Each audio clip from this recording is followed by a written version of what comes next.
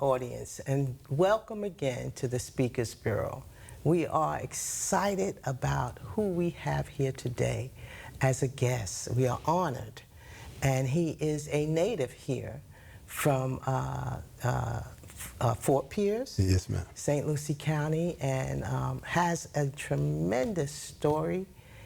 He and his wife are our guests today, and we are going to introduce them at this time. Dr. Miller, Yes, ma'am. Alvin Miller, and your wife is the Dominique. Yes. Miss Dominique. And so we're going to interview him on his life, and we are going to get some real motivation and inspiration. And this is what the Speakers Bureau is all about if this is your first time.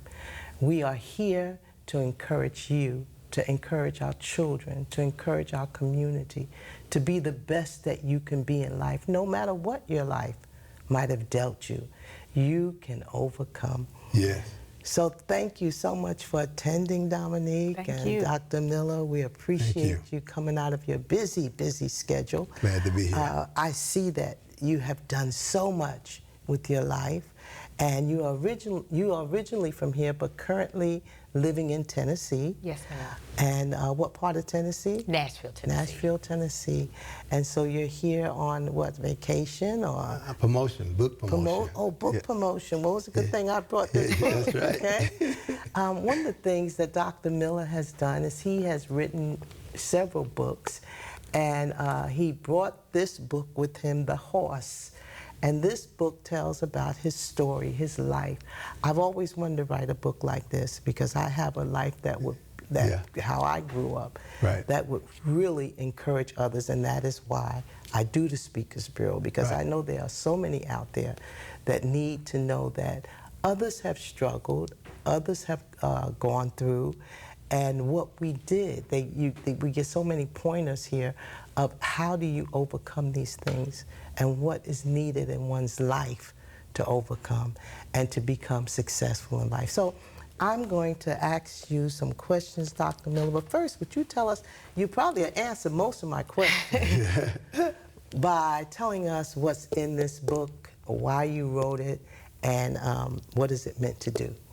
Well, The Horse Last Chance is a story about a little boy who grew up as a migrant worker and who went on the trail, the migrant trail, starting from Florida all the way to Virginia, South Carolina, New York, picking the various vegetables, tomato, cucumbers, apples, oranges, grapefruit, and all of that. And so it is a book to show you that regardless of how you grew up, you can overcome it. You have to have a dream, even though you may have a bad situation, but you have to dream beyond your situation. You have to dream beyond your environment, because if you don't dream beyond that, you become stagnated.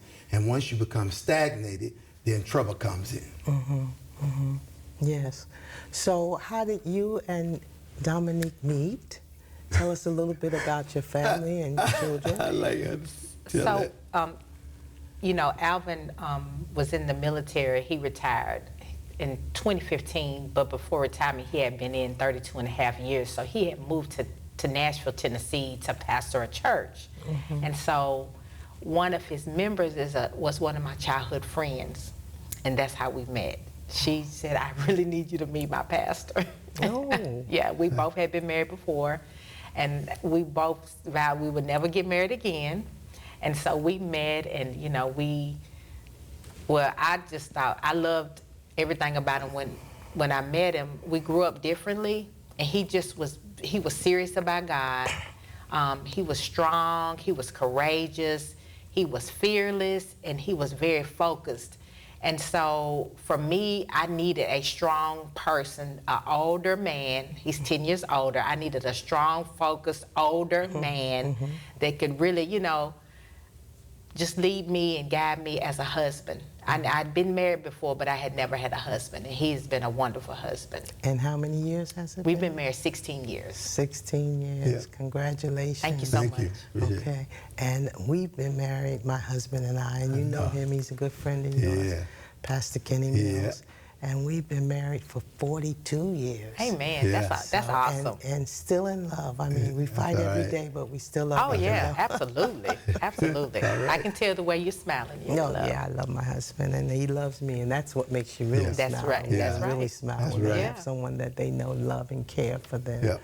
So, Dr. Miller, tell us what your life was like as a kid, growing up. You mentioned this book. This book Yeah. is about your life. Yeah. And you're it's- that Me boy. and the teacher that helped save my life, Mrs. Rita Johnson. Yes, and Miss Rita Yeah. Johnson Yeah. was at the board meeting Right. yesterday, and oh Yeah. my God, well, she's an example of what we speak about here in St. Lucie schools every Right. day, and that is that all children are capable of success. All children, All are children. capable of success. No exceptions. No exceptions. I mean, some may succeed a little higher than others, but everyone can succeed at something and do something You're right. wonderful in life. And so she's a real example of that as a teacher. So Right. tell us about your life. Yeah, you mentioned her and how she influenced you. And let's start as Right. a child and Right. grow into teenage years and into adult years. Right. As I said last night and today, I grew up very angry. I was angry about everything. I was angry about my just my home life. I was angry about how I felt as though my father didn't give me his name, which allowed me to be picked on and picked at. I was just angry at the fact of men in the house that were not our fathers. And so I just grew up angry. And so the anger led to crime. And so from first grade all the way through 7th grade until I met Miss Johnson in 7th grade, my life was a life full of crime. And Judge, like I say, Judge Jack Rogers, I talk about him in the book. He was the juvenile judge that told me that I was the worst kid in St. Lucie County School Board. And he warned me when I was 12 that if I ever came back into his courtroom, he was going to send me to Mariana until I turned 21. So, and some of the guys that I ran with and hung out with, one was electrocuted in the Florida electric chair, and the other ones either in prison, some on death row, and some are dead. And so it was that kind of life that caused me a lot of heartache when I was growing up. And so what I had to do is I had to dream beyond my situation, because I wanted to change, but I didn't know how to change. And what Mrs. Johnson did for me, she gave me the opportunity to change. I said I wanted to change. I didn't want to commit crime, breaking in houses and stealing from stores. And believe it or not, it was to eat. A lot of it was just to get food. I remember the home economics at the Lincoln Park. I remember I used to climb on a pole. Here I am, 6, 7, 8 years old, going on top of the roof and dropping down in the home ec building, and just to go in the refrigerator and get some food. Wow. So, and then I ran away from home when I was in the 2nd grade, and I slept in abandoned cars, churches that left their doors open a long time ago. Churches would leave their doors open, and I slept in those environments. And so that created a lot of anger in me by the fact of men who in the house, but who were not my father. And so that's why I wrote The Horse Last Chance, because there are a lot of things that I know kids are dealing with today that are in the system. Because see, I was in the system, but see, when I was in the system, it was a time, it was a grace period that if you did a crime, unless it was murder, when you got to the age of 18, They wiped it off your record. It's no longer on your record. Wow. Okay. So that saved me. And so that's what the horse last chance is about. It's about the fact that there will come a time in your life where you're going to have to make the decision to go to the left or go to the right. That's the last chance. It was my last chance. And so, like I say, Judge Rogers said, you got one last chance. If you come back in my chambers, if you come back in my courtroom, I'm sending you to Mariana till you become a grown man. And you had to make that choice. And I had to make that choice. And you had to want it. And I did, Yeah. but I didn't know how to get it until Miss Johnson came in my life. And that's so, like so many Yeah. young people out there today. Right. They want it. Yep. They want the change. But they need the Yep. people in their lives. Yep. It could just be one. That's right. That believe in them That's right. and that's willing to work That's with right. them. And I had that one. Mrs. Johnson was that one. Because here's the thing. Peer pressure is a killer.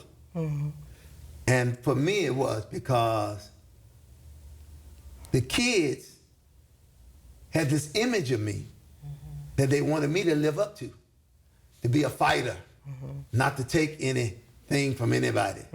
I'll be a rough rider. And that there is one thing that almost got me killed and almost got me sent to the penitentiary, was the peer pressure. Yeah. Why wouldn't you want me to do right? Why wouldn't you want me to come in class and follow the rules? Why is it? But you wanted me, there go Alvin. Hey, he ain't gonna take it. And you boosted me to do wrong. And that happens to so many. Your story is a duplication of so many that's out there. That's right. And as I believe you said earlier, that's in the system now. They're in the system. You know, they're in For life, prison. on death row. Yeah. There's no mercy That's right. out there anymore to give second chances. That's right. Or there's very little. And in our judicial system, Right. we need to correct that. That's right. Because there's so many out there, you know, you got people out there because they were arrested 3 times or 4 times, never killed anyone, never Right. harmed anyone. Right. Drugs. Right. You know, marijuana. Right. That they get these extremely long years, sentence Right. years. But now, you know, you talked about your teacher. Right. And here in this district, we truly believe in our teachers. And Ms. Johnson mentioned it last night at the board meeting about how important our teachers are. Very. Because they are like parents. Oh, they are. I mean, I know they're not, they didn't go to school to become your parent. Yes. Right. But they have to have a heart of a parent Right. to be able to reach all children, even some of those children that are not given trouble, but they're in trouble. Right. That's right.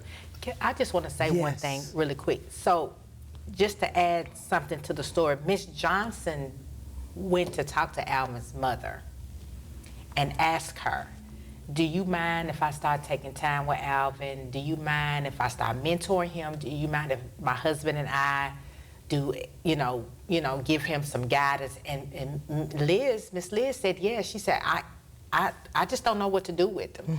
So I think the honesty that my mother-in-law had for saying, I just can't do it. Right. I can't do it. I love him, but yes, trusting Ms. Johnson, and Ms. Johnson having the integrity to go over to the projects, to talk to his mom, not knowing what she was gonna say, but giving it a shot. And Ms. Johnson, she was very, very honest about when I first learned the story about how, she got a lot of flack from a lot of people, like, don't help him. Don't help him. He's going to embarrass you. He's not going to do right. Don't have him around your children. He's going to steal your stuff. He's going to ruin your household. And Miss Johnson, she took a risk. And she decided that, no, I'm going to do this. She didn't fall under the peer pressure. Right. And she did it. And she'll tell you that, like it wasn't, she didn't have a whole lot of support when she decided to help Alvin, but she did it anyway. So I think that's amazing. And see Dr. Nolan G. Skinner, the former superintendent of schools, St. Lucie County School Board.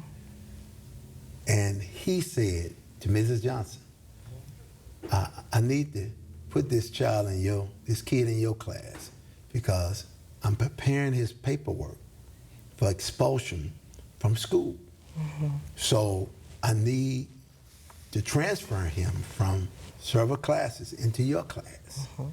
And so I think it, like I say, it was divine intervention because he left me in the class, and that became history. That changed my life. And I am one to toot my horn for teachers. I love teachers because here's the thing. What people don't realize, regardless of what your occupation is, everybody has to come through. A teacher.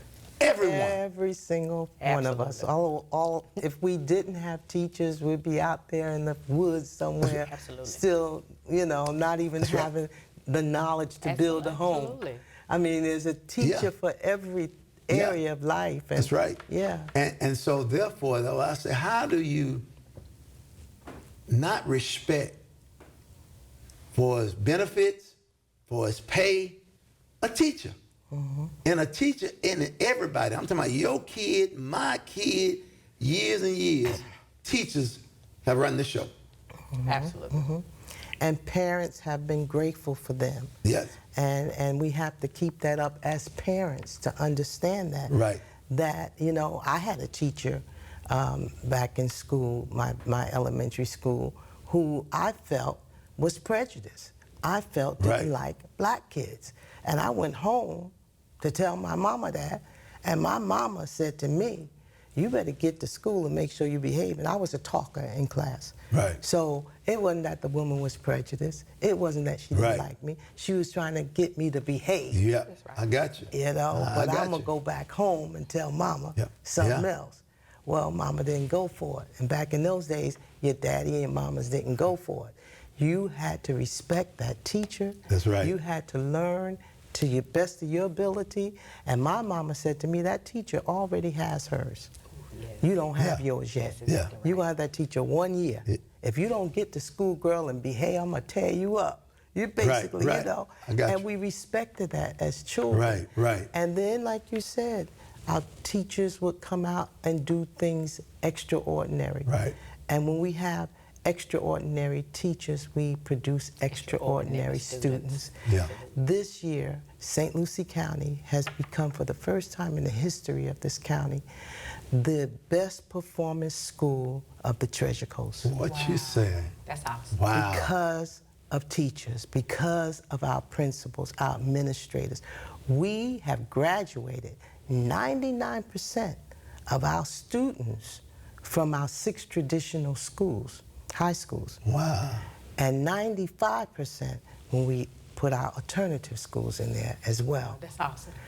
We went from, when I first came on in 2010, from graduating in the low 70 percentile, and Westwood was the lowest performing school in graduates in the 60 percentile. Wow.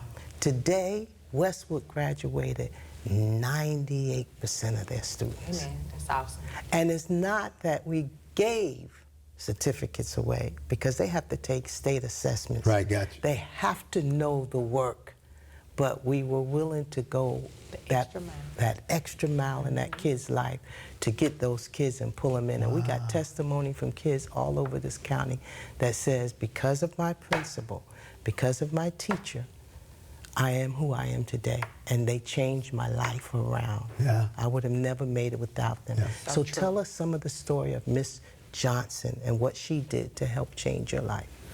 Now, as I said last night, I was socially promoted.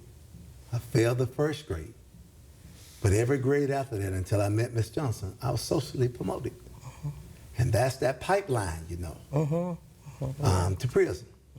Socially promoted. Failed the first grade. And so that I'll let you know.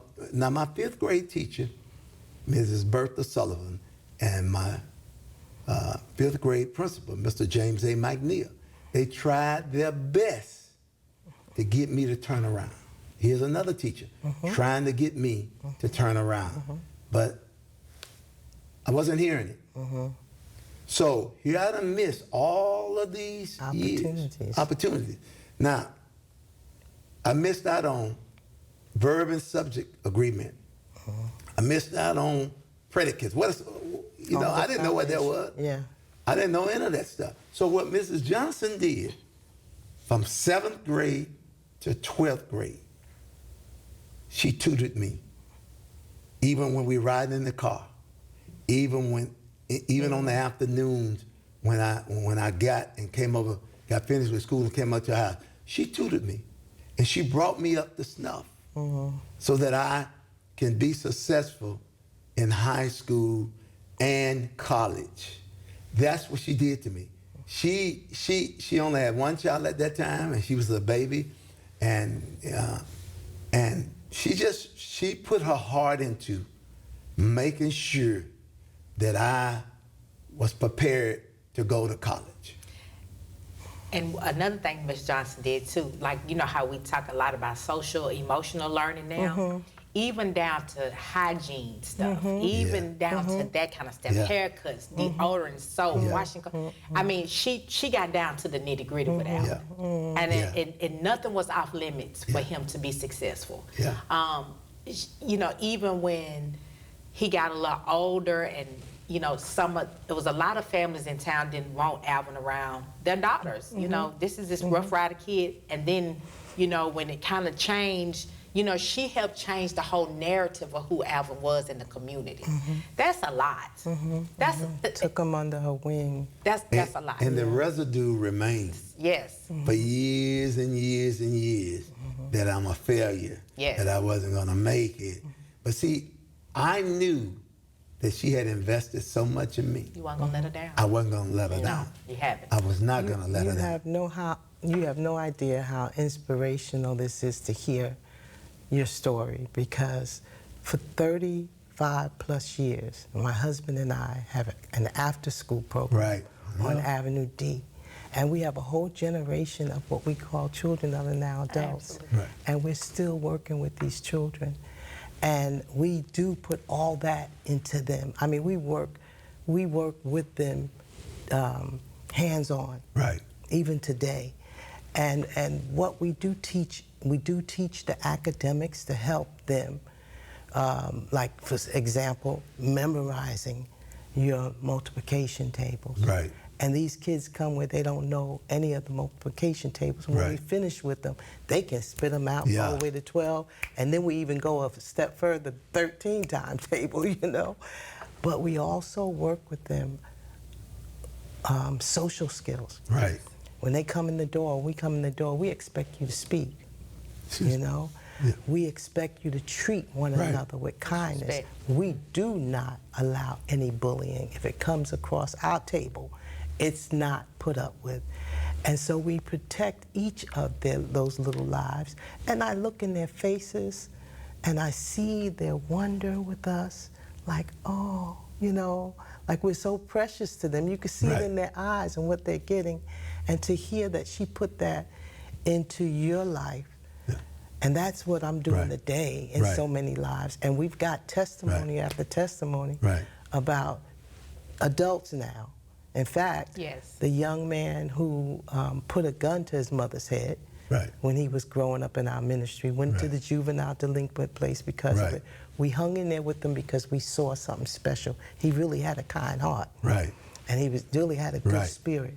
And we hung in there through all of that.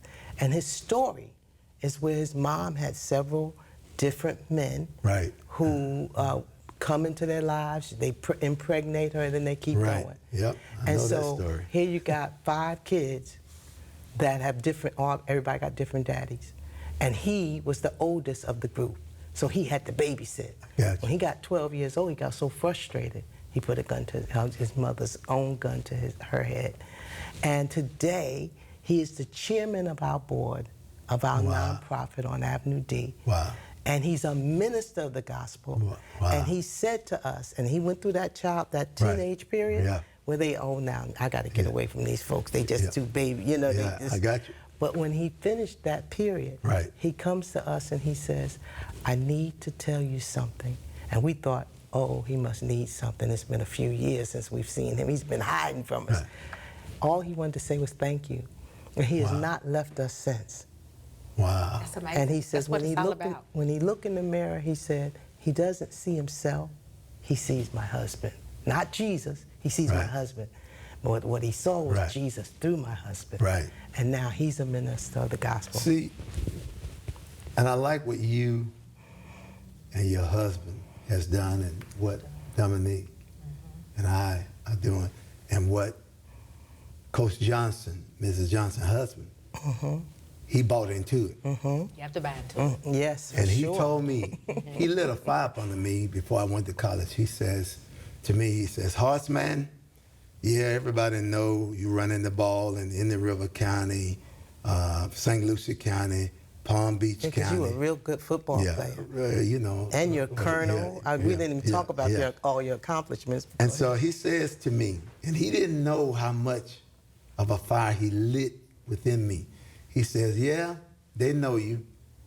He said, but can you go to a place where nobody knows you and make a name for yourself? And I said, when he said that, I said, I'm not going to say anything, but I'm going to show him something. So when I went to East Kentucky University, I didn't get a scholarship. I walked on. I had to prove myself. Then, my sophomore, junior year, I got a scholarship. Then I was a leading rusher, and then we went to the national championship, and we won the national championship. And so I became the first St. Lucie County football player to ever win a national championship and become the most valuable player in the game. I'm so glad we had time to mention that. Yeah. And so, Okay. Well, we have only about a minute and a half left. So Okay. tell us about some of your other accomplishments, because I read Hall of Fame. Talk to us about it. Well, I think it's an accomplishment when you can pray for the president of the United States of America, and he calls your name during his speech. And like I said, I have accomplished as a football player with a national championship, and then runners-up again the next year in 3 ABC Chevrolet Most Valuable Player Awards in football. And that's where your Hall of Fame? That's the Hall of inductees Fame, are? the St. Lucie County Hall of Fame, the East Kentucky 3. I'm in 3 Hall of Fame courts. I'm in the ROTC Hall of Fame, Football Hall of Fame, and the Student Body Hall of Fame. Well, we are basically out of town. Yeah, I got out of you. time. It flew by. And I just want to reemphasize this book.